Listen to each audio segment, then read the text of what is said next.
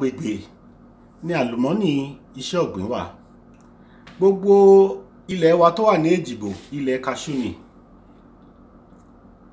Ní ìsìn tọ́ọ̀nù kaṣú ó ń lọ sí bí ẹgbẹ̀rún dọ́là méjì $2,000. Tọ́ọ̀nù kòkó ó lọ sí ẹgbẹ̀rún dọ́là ó lé díẹ̀ $2,000+. Gbogbo eléyìí ni a ó mú lọ́kùnkúndùn tí di ayé ò fi dẹrùn.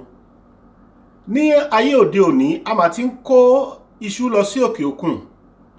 Wọ́n ti ẹ̀ sọ fún wa pé 52 million metric tons ní iṣu tí à ń gbìn ní orílẹ̀-èdè Nàìjíríà.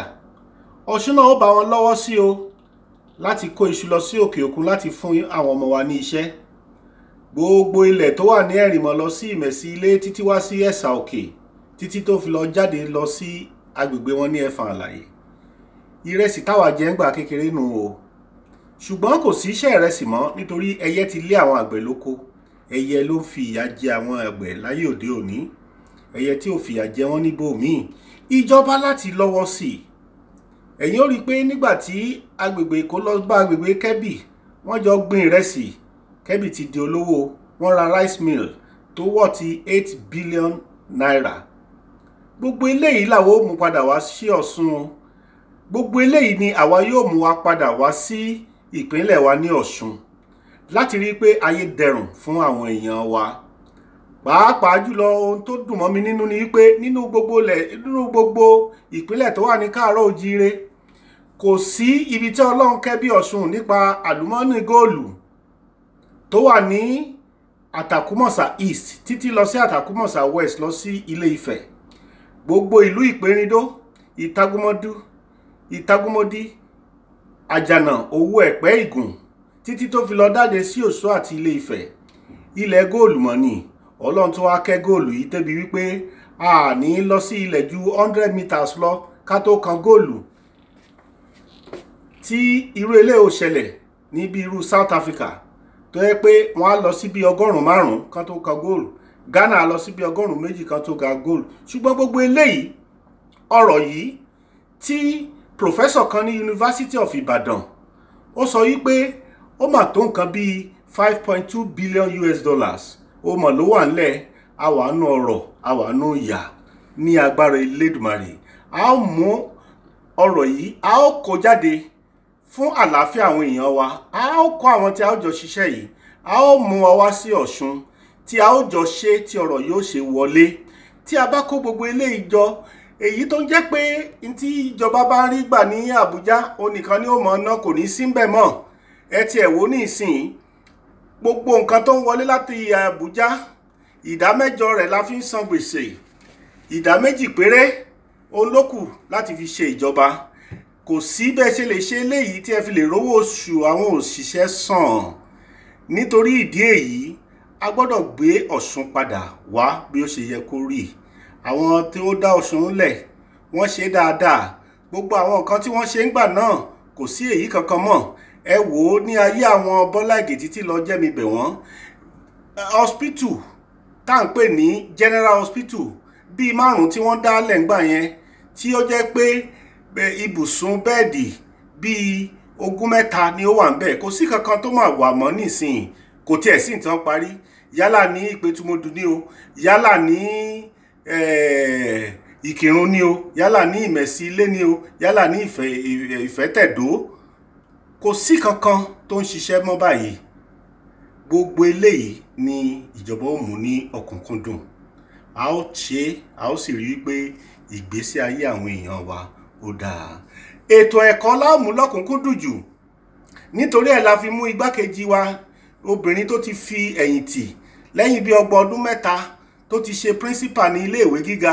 Òun la fi ṣe igbákejì gómìnà láti mú ètò ẹ̀kọ́ wa padà sí bí ó ṣe rí. Torí gbogbo ìwé tèmi Ọ̀ṣun State ni mo ti kà wọ́n o.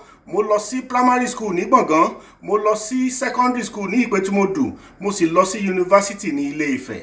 Àkùkọ ìbílẹ̀ ni mí, mo mọ bí tí ìyá ti ń tẹ, tí bàtà ti ń ta àwọn èèyàn wa lẹ́sẹ̀. Òun ni mo ṣe rò wípé tí a bá ṣe eléyìí, a ó dàbí ọ̀rọ̀ bí ẹ̀kọ́ wa ṣe rí padà sí bí ó ṣe rí, a ó tún wá tún ṣe jù bẹ́ẹ̀ lọ. Ní ìsìn ọdún 4 lọmọ ń lò ní primary school, ọdún 6 ní ìjọba ní ká máa lò. Ọmọ primary 5 àti ọmọ primary 6 wọ́n wá jẹ́ wọ́n pọ̀ mọ́ ọmọ JS 1 2 3, wọ́n pè ní model school. Ọ̀ṣun nìkan lélẹ́yìí ti wà ní gbogbo Nàìjíríà. Gbogbo eléyìí la ó dá padà láti rí wípé ọ̀rọ̀ ẹ̀kọ́ wa, ètò ẹ̀kọ́ wa ó padà sí bí ó ṣe yẹ kó rí. Èmi ò rí state tàbí ìpínlẹ̀ ní èdè Yorùbá tó jẹ́ pé gbogbo ọmọ iléèwé aṣọ kan náà ni wọ́n wọ̀ lọ sí iléèwé. Báwo la ó ṣe dá ọmọ Our Ladies Girls High School yàtọ̀ sí ọmọ Modekeke High School tí wọ́n fẹ̀gbẹ́ tira wọn?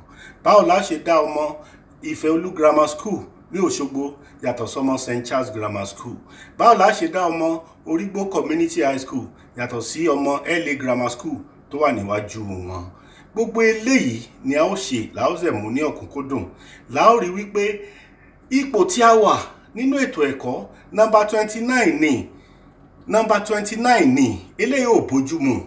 A gbọ́dọ̀ rí pé a ṣe, kì í ṣe ilé gàgàrà ní jẹ́ kó mọ̀ ó ṣoríire nílé ẹ̀kọ́. Nígbà tẹ́ bá kọ́ ilé gàgàrà tí ò sí olùkọ́ tí inú ẹ̀ dùn láti kọ́ ẹ̀kọ́ nítorí kò rí owó oṣù gbà, báwo ni ó ṣe kọ́ ọmọ? Inú dídùn òní móríyá. A ó tún ètò ẹ̀kọ́ wa ṣe o. Ó tiẹ̀ burú jáì pé ọ̀pọ̀lọpọ̀ iléèwé láti ẹ̀ ti yí orúkọ wọn padà.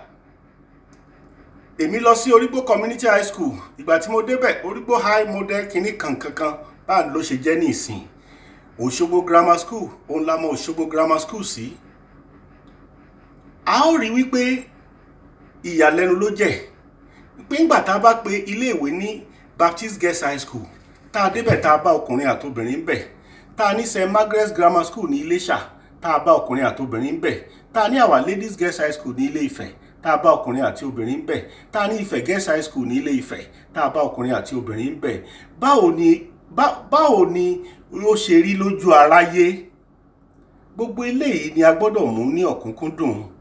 Ọ̀rọ̀ ìlọsíwájú ó ń bọ̀ ní Ọ̀ṣun. Ní agbára Olúwa, ẹgbẹ́ wa tí èmi gbé dìde, tí mo gbé àsíá rẹ̀, ẹgbẹ́ All Grassroots Alliance ni. Ẹgbẹ́ tí ò ní bàbá àsàlẹ̀ ni. Ẹgbẹ́ tó jẹ́ pé ọjọ́ 14 oṣù kejìlá ọdún tó kọjá ni wọ́n tó ẹ̀ṣẹ̀ rẹ́gísítà ẹgbẹ́ yìí. Ẹgbẹ́ yìí kò ní bàbá àsàlẹ̀. Nínú ẹgbẹ́ yìí, wọ́n ní kẹ́ lọ mú owó rẹpẹtẹ wá láti lọ sí House of Assembly. Wọ́n ní ẹ lọ mú owó rẹpẹtẹ wá láti díje pẹ́ lọ sí House of Representatives. Pẹ̀lú 100,000 naira ẹ gba fọ́ọ̀mù ẹgbẹ́ yìí. Pẹ̀lú láti lọ sí House of Assembly, 25,000 naira láti gba fọ́ọ̀mù councillor, 200,000 naira láti lọ sí House of Reps. Ọlọ́màkẹ́ ẹgbẹ́ yìí o. Àmì tí a ó dìbò fún ní ọjọ́ 22 oṣù kẹsàn-án ó ní àmì ẹyẹlé tó jẹ́ àmì ẹgbẹ́ wa. Ẹyẹlé ni àmì ẹgbẹ́ wa. Ẹyẹlé ni àmì ẹgbẹ́ wa. Ẹyẹlé ni a ó dìbò fún ní ọjọ́ náà.